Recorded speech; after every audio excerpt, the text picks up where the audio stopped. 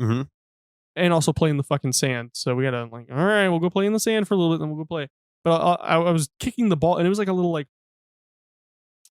inflatable ball, but it was like a plastic. It was like that rubber. Yeah, I know exactly the kind of ball you're talking about. He has one that's like a little baseball. So we brought it with us, and I was kicking it, and I was launching it probably like 20, 30 feet in the air because I have ham hocks for legs. Huge motherfucking punt missiles. And so I'm just bing, and he's like, oh, this is the coolest shit ever. And then like that night, I was like, my leg feels a little tight.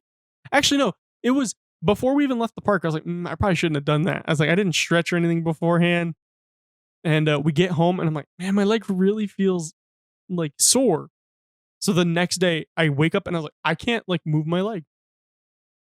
It happens, bro. It happens that fast. Like, I think we've all probably had that one injury that you feel it in the moment and you're like, it doesn't hurt now, but boy, am I going to feel it in about a couple of hours. I've had plenty of those, bro. I know exactly where you're coming from. They're not fun. Right. Because you're probably feeling the like side effects right now. Like you just probably feel a little tightness. Now I feel okay. Okay. Like I can walk just fine, but for a few days I had a limp. And like Vanessa's like, let's go to the gym. And I'm like, I can't do anything. Like I could just do weights, like upper body. Yeah. But she wants to do like 45 minutes on the bike. I'm like, I'm going to sit there and be like, go team.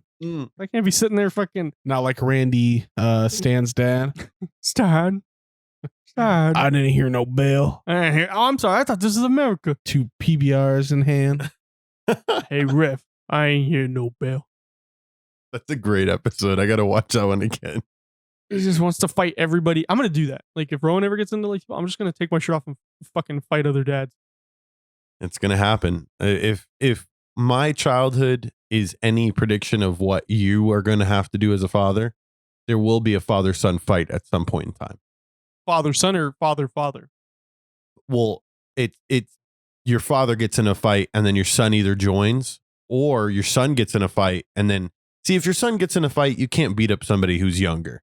But if you get in a fight with somebody else, yes, you can. There's nothing stopping you. It's just the repercussions you got to worry about. True. That is very true. Nobody will stop you in the amount of seconds it takes for you to rock that child. That is true. Nobody's that fast. It's just like Christian's theory about ducks that the government doesn't want you to know about ducks at the park. That you can just take them? Yeah. Who's going to stop you from taking ducks from the park?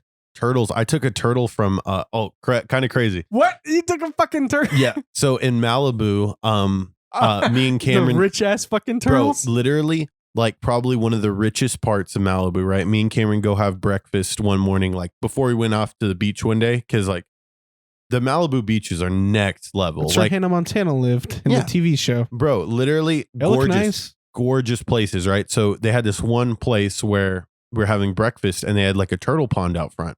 And my dad's really into turtles. Like if you know my father, he loves turtles. We have a turtle pond in my backyard. He has turtles in his classroom. He even gave me a turtle to have in my classroom. One that fucking fried up on the carpet. One died, right? It was post-COVID, and I hadn't gone and fed him in about like, it was 2 weeks, and it was like a week too long, you said bro. He got out of the tank and was like in the middle of the carpet like a raisin. Yeah. Oh, he was like, not like a raisin, like an overburnt cookie that you just kind of like left in the oven you weren't sure about. You know what I imagine? I imagine the scene from the SpongeBob movie where they're sitting there fucking like burning in the sun. That's it. No, he was probably like, and just dried up. Did you tell your kids when you went back to class, like when you had your Zoom meeting? Oh yeah. I had to let them know. Did know sad news. Some of them, like some kids grow an attachment to class pets, which is kind of cool to learn. But anyways, this Malibu turtle, we go back on the last day of our trip and we're like, hey, let's find a, cardboard box. So we went behind like an Albertsons or something, got a cardboard box, and we're like, we're going to take one of these fucking turtles back home to my dad.